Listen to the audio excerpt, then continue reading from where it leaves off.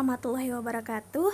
Apa kabar soleh-soleha pada pagi hari ini? Harapannya Ustazah kalian tetap sehat, tetap semangat, dan tetap di rumah aja.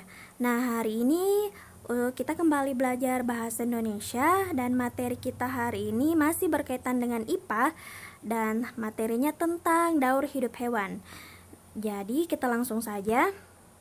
Sebelumnya Ustazah akan menjelaskan dulu apa sih itu sebenarnya daur hidup hewan.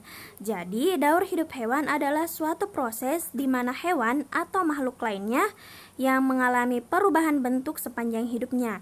Jadi, daur hidup itu bisa dikatakan juga adalah proses perubahan yang terjadi pada makhluk hidup.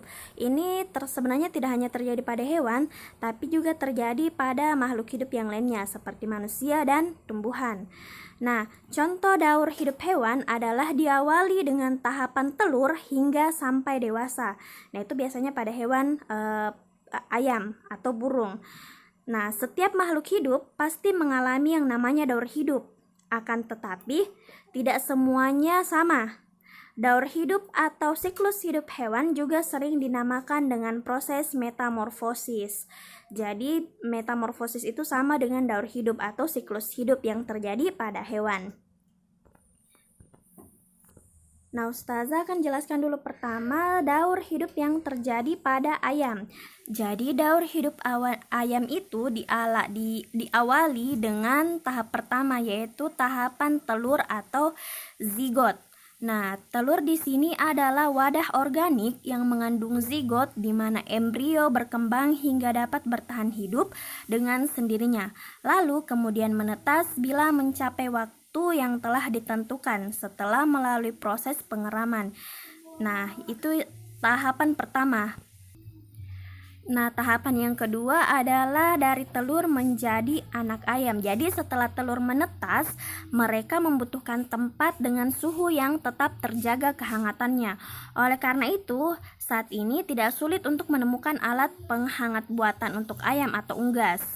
Jadi perkembangan anak ayam yang baru menetas mulai dapat dikenal saat berusia minimal 3 hari. Jadi anak ayam itu baru bisa dikenali kalau dia anak ayam pada usia 3 hari. Nah, di mana setelah hari ketiga tersebut si anak ayam akan mulai menampakkan ciri-ciri jenis kelaminnya yang dapat dilihat dari perubahan bulu sayap. Nah, jadi bagi anak ayam yang berjenis kelamin jantan umumnya akan mengalami perkembangan bulu yang cenderung lebih lambat dibandingkan dengan anak ayam berjenis kelamin betina. Nah, anak ayam jantan yang berusia 3-5 hari biasanya akan menunjukkan bentuk bulu yang mirip seperti jarum kasar. Oke. Nah, sedangkan pada anak ayam betina akan terlihat lebih terbuka dan sedikit melebar. Nah, itu adalah tahapan kedua. Nah, tahapan ketiga adalah menjadi ayam dewasa. Nah, setelah melewati fase anak ayam itu akan menjadi ayam dewasa. Nah, seekor ayam dewasa biasanya akan mulai memasuki masa reproduksi awal di dalam hidupnya. Jadi pada saat dia menjadi ayam dewasa, seekor ayam itu mulai memasuki masa reproduksi awal dalam hidupnya.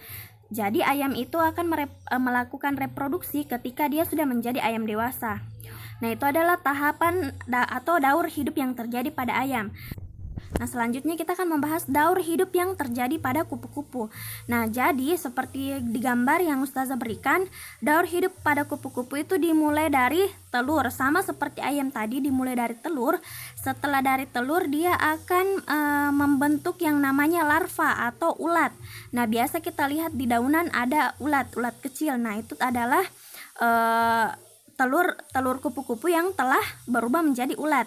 Nah, setelah dia menjadi ulat, dia akan berubah menjadi pupa atau yang biasa kita sebut kepompong. Nah, setelah menjadi kepompong, dia akan menjadi kupu-kupu dewasa. Nah, itu tadi daur hidup kupu-kupu. Sekarang kita masuk ke daur hidup yang terjadi pada lebah madu.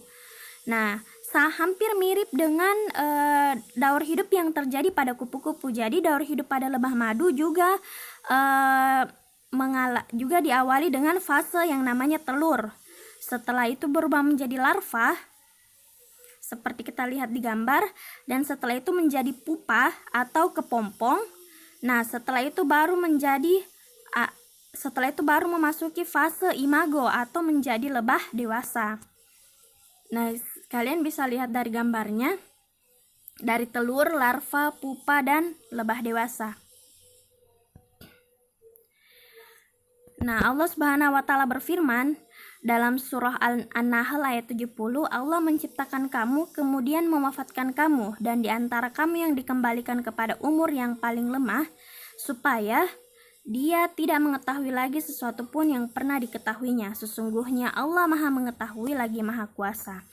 Jadi, siklus hidup atau daur hidup yang terjadi pada makhluk hidup itu semata-mata itu untuk menjadi pembelajaran bagi kita bahwa itu kita semua adalah ciptaan Allah yang yang sewaktu-waktu akan diwafatkan dan akan kembali kepada Sang Penciptanya.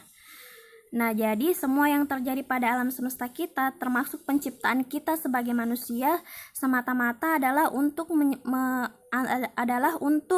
menyadarkan kita, atau semata-mata untuk mengajarkan kita tentang bagaimana seharusnya kita menjadi hamba yang baik selama kita hidup di dunia. Oke, cukup sekian materi kita hari ini tentang daur hidup yang terjadi pada hewan.